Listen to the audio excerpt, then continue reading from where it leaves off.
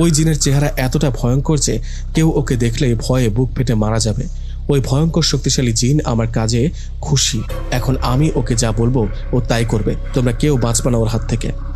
শামসুল কবিরাজের কথাগুলো শুনে সবাই বলে, বেঈমান, ধোঁকাবাজ, তোকে বিশ্বাস করে সব সমস্যার কথা বলতাম, আর তুই পেতনির নাম বলে নিজে সব অপরাধ করেছিলি। গ্রামের বাচ্চা ও নতুন বউদের মেরে আবার আমাদেরই হুমকি দিচ্ছিস। এই বলে আমরা সাথে থাকা লাঠি দিয়ে ইচ্ছা মতো পেটাতে থাকি সেই শামসুল কবিরাজকে।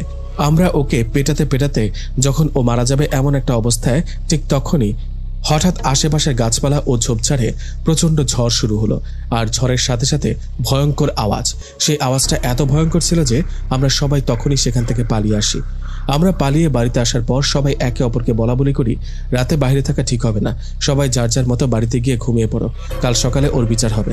কথা মতো সবাই যে যার বাড়িতে গিয়ে ঘুমিয়ে পড়লেন। কথা মতো পরের দিন সকালে আবারও সবাই একসাথে হয়ে লাঠি নিয়ে চলে গেলাম সেই নদীর পাড়ে জঙ্গলের কাছে।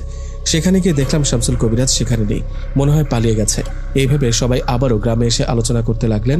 গ্রামের কয়েকজন মুরব্বী বললেন, শোনো সবাই, আমাদের গ্রামে মনে হয় আবারও কোনো ভয়ঙ্কর কিছু ঘটতে চলেছে। জালাল কবিরাজের ছেলে আমাদের জন্য আবারও অভিশাপ নিয়ে আসছে।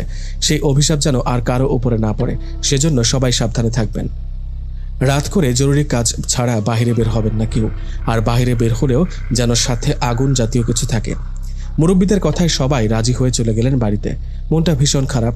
গ্রামের কয়েকজন বাচ্চাকে মেরে ফেলেছে ওই শামসুল কবিরাজ, সাথে মেরে ফেলেছে নাহিদের বউ, আমার ভালো বন্ধু জান্নাতকে। জান্নাত মারা যাওয়ায় নাহিদ ভীষণভাবে ভেঙে পড়েছে। আমি ওকে কিভাবে সান্ত্বনা দিব ভেবে পাচ্ছিলাম না। যাই হোক, এভাবে কেটে গেল 2 দিন। এই 2 দিনে আর কোনো সমস্যা না হওয়ায় 3 দিনের দিন রাতের বেলা একটা ভয়ঙ্কর ঘটনা ঘটে।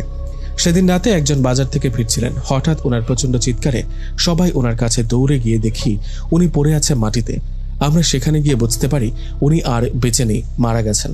ওনাকে দেখে মনে হচ্ছে উনি ভয়ঙ্কর কিছু একটা দেখে মারা গেছে। ওনার চোখে মুখে ভয়ের ছাপ। উনি মারা যাওয়ায় ওনার পরিবারের সবাই কান্নায় ভেঙে পড়েন। হঠাৎ করে একজন মারা যাওয়ায় সবাই ওই শামসুল কবিরাজের কথা মনে পড়ে। কবিরাজ কি বলেছিল মনে আছে? ও আমাদের গ্রামে একজন শক্তিশালী ভয়ঙ্কর জিনকে আমন্ত্রণ দিয়ে নিয়ে আসছে গ্রামের সবাইকে মেরে ফেলতে। এই ঘটনার পর সবাই আরো সতর্ক হয়ে যায়। সবাই নিজ নিজ জায়গা থেকে সাবধানে থাকতে শুরু করে, কিন্তু এতে কোনো লাভ হয় না। রোজ রাতে কেউ না কেউ এই ভয়ঙ্কর জিনটাকে দেখে আর ভয়ে চিৎকার দিয়ে সেখানেই মারা যায়। একবার ভাবুন তো, সেই জিনটার সুরত কেমন, কেমন ওর ভয়ঙ্কর রূপ। যে ওকে দেখে সেই ভয়ে মারা যায়। বসন্ত বিবিকে দেখে তো তবুও 2-3 দিন বেঁচে ছিল, তারপর মারা গেছে। কিন্তু এই ভয়ঙ্কর জিনটাকে দেখে তো সাথে সাথে মারা যাচ্ছে। এভাবে গ্রামের 2-3 জন মারা যাওয়ার পর গ্রামের অনেকেই মিলে ঠিক করে শামসুল কবিরাজের সাথে দেখা করবে। কথা মতো সেটাই করা হয়। সবাই মিলে শামসুল কবিরাজের বাড়িতে গিয়ে ওর সাথে দেখা করে।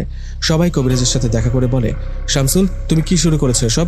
তোমার বাবার মৃত্যুর জন্য আমরা দায়ী না। তোমার বাবা মারা গেছে লোভ আর ক্ষমতার অপব্যবহারে। আমরা এর জন্য দায়ী না। তুমি এসব বন্ধ করো। তুমি কোন জিনকে আমাদের গ্রামে আমন্ত্রণ দিয়ে নিয়ে আসছো যে ওকে দেখলেই ভয়ে সেখানেই মারা যায়? সবার কথা শুনে শামসুল কবিরাজ বলে, এখনো তো আসল খেলা শুরুই হয়নি। বলছিলাম না এটাকেও ছাড়বো না। আমি আমার বাবার জন্য তোমাদের দায়ী মনে করি। আমি তোমাদের তো ছাড়বো না, সেই সাথে ওই বসন্ত বিবিকেও ছাড়বো না। আমি দেখতে চাই ও কতটা শক্তিশালী। তোমরা চলে যাও আমার বাড়ি থেকে। কবিরাজের কথা শুনে কেউ কেউ বলতে লাগলেন, কবিরাজ, তুমি যদি এসব বন্ধ না করো তাহলে আমরা তোমাকে পুলিশে দেব। সবার কথায় কবিরাজ বলেন, আমাকে পুলিশে ধরিয়ে দিলে তোমরা বেঁচে যাবে ভাবছ? যদি এই ভুল করো তাহলে তোমাদের আরো ভয়ঙ্কর মৃত্যু হবে। চলে যাও আমার বাড়ি থেকে। কবিরাজের কথা ও এমন ব্যবহারে আমরা চলে যাই বাড়িতে। সবাই আবারও গ্রামে ফিরে এসে আবারও আলোচনা করতে লাগলাম। শামসুল কবিরাজ তো কোনো কথাই শুনলো না, উল্টো খারাপ ব্যবহার করে আমাদের তাড়িয়ে দিল। কিন্তু আমাদের তো এভাবে চললে হবে না। এভাবে চলতে থাকলে ওই ভয়ঙ্কর জিনটার হাতে মরতে হবে সবাইকে। এইভাবে সবাই মিলে ঠিক করলাম অন্য একটা কবিরাজকে নিয়ে আসি গ্রামে। কথা মতো সেটাই করা হলো। পরের দিনই একটা কবিরাজকে নিয়ে আসলাম গ্রামে। কবিরাজ গ্রামে এসে আমাদের কাছে পুরো ঘটনাটা শুনলেন। পুরো ঘটনা শুনে কবিরাজ বললেন, আমি কিছুটা আন্দাজ করতে পারছি ওই জিনটার ব্যাপারে। জিনটা মনে হয় শক্তিশালী হবে। আমি চেষ্টা করি ওকে হাজির করে কথা বলার জন্য। এর জন্য আমার একটা রুম লাগবে। একা একটা রুমে আমি ওই জিনটাকে হাজির করে কথা বলবো। কবিরাজের কথায় তাই করা হলো। ওনাকে একা একটা রুম দেওয়া হলো। একা একটা রুম পেয়ে কবিরাজ দরজা লাগিয়ে সেখানে তার মতো করে কাজ করতে লাগলেন। আমরা সবাই কবিরাজের জন্য বাইরে অপেক্ষা করতে লাগলাম। এভাবে কেটে গেল 2 ঘন্টা সময়। 2 ঘন্টা পর কবিরাজ রুমের দরজা খুলে বাইরে চলে আসলেন। কবিরাজ বাইরে আসা সবাই বলতে লাগলো, কবিরাজ, কিছু কি জানতে পারলে? ওই জিনটাকে কি হাজির করতে পারলে? সবার কথায় কবিরাজ মাথা নাড়িয়ে না উত্তর দেন। কবিরাজ বলেন, আমি ওই জিনটাকে হাজির করতে পারিনি। অনেক চেষ্টার পরও যখন দেখলাম ও হাজির হচ্ছে না, তখন আমি আমার সাথে থাকা জিনটাকে পাঠাই ওই ভয়ঙ্কর জিনটার বিষয়ে খোঁজ নিতে, ওর বিষয়ে জানতে।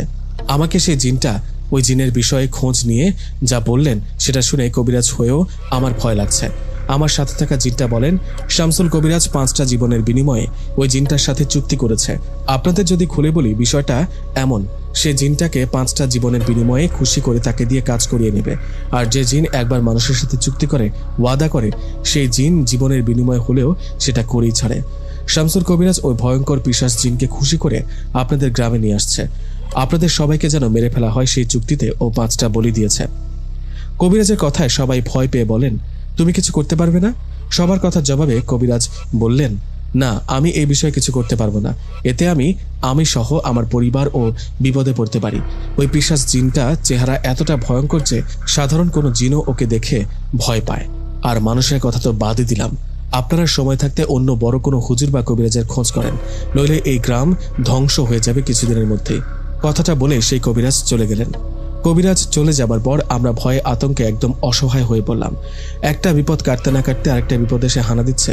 কবিরাজ চলে যাবার পর সবাই বাড়িতে চলে গেলাম। সেদিনের পর থেকে সবাই খুবই সাবধানে চলাফেরা করতে লাগলো। রাত তো দূরের কথা, সন্ধ্যা হতেই কেউ বের হতো না বাড়ি থেকে। কিন্তু এতেও কোনো লাভ হচ্ছে না।